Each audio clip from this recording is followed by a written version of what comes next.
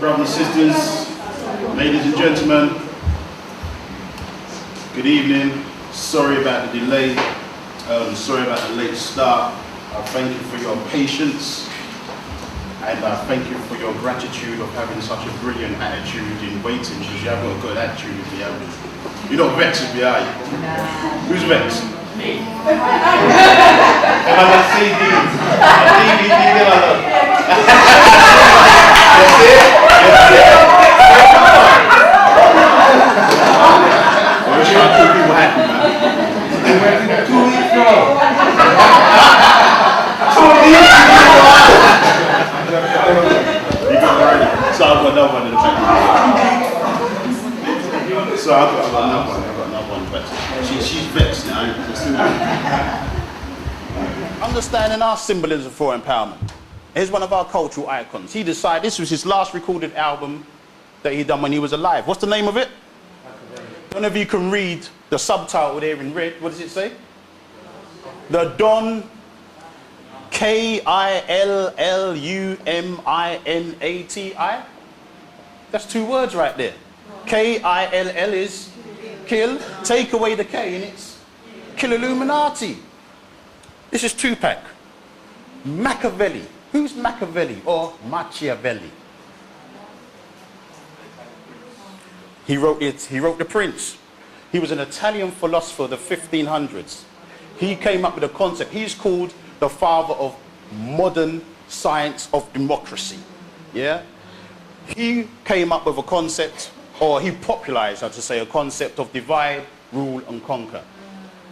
He was known, again, to be involved with the Freemasonic order that was a part of the Vatican Church. Did anyone go and look up P2 like I told them to? No. Propaganda dukes. See, you don't. See, before you know, I could just be feeding you nonsense. Go and look it up.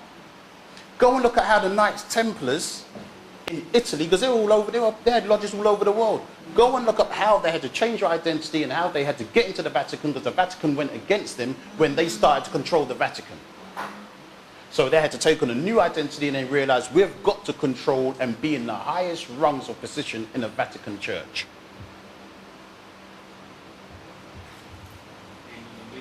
Sorry? Angels and Demons. You still ain't seen that film yet? Go and check that film. Listen at Tupac Red, the Don Killuminati. There's a track on there, I think it's track number 8. It's called It's a White Man's World. Go and listen to that track. Go and listen to what Tupac is even breaking down on this subject. If you have your ICF, your Independent Culture Foundation, to devise a methodology to break down film, you can develop what I like to call your 3 C's. Cognitive celluloid conceptualization. Cognitive means thought, but in what way? Reasoning. Good. The process of understanding and acquiring knowledge through thought, experiences, and the senses. Who's seen Minority Report with Tom Cruise? You seen it? Right. How are they able to stop crime? Because of the precogs, the precognitives. They were able to see into the future. Now, I don't know, is that spookism stuff? Or is it just working on the laws of probability? See, you've got to remember, prophecy is mathematics. It really is. See, if you know that there's a condition that's been brought into existence, if you know that there's a cause, then you're going to know the effect. You with me? Man. Celluloid. Yeah, we're just talking about film. Yeah, the cinema is a genre. In its etymological root, it comes from the same word as cell. So when I break down film, I like to look at the smallest component that make up the whole, and the whole that makes up the smallest component. Conceptualization, what does that mean? Come on, talk to me, people. Idea. Brilliant. Excellent. Philosophy and idea or mental picture of a group or class of objects formed by combining all their aspects. Another way to understand that word in its etymological root again Conceptualization comes from the word to conceive. Hence, you also have the word that comes from that, contraception.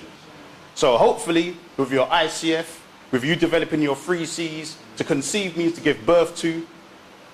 I'm praying to the Father, I'm praying to the Mother above, that we are able to develop and give birth to a new way to understand and break down film. So film no longer has that level of control over us. We can now, first stage is become a resistant spectator. Because right now we're just willing spectators. And film is definitely having that influence and impact on us. Remember 2 weeks ago, I said that film talks to us through the levels of our emotions, our feelings.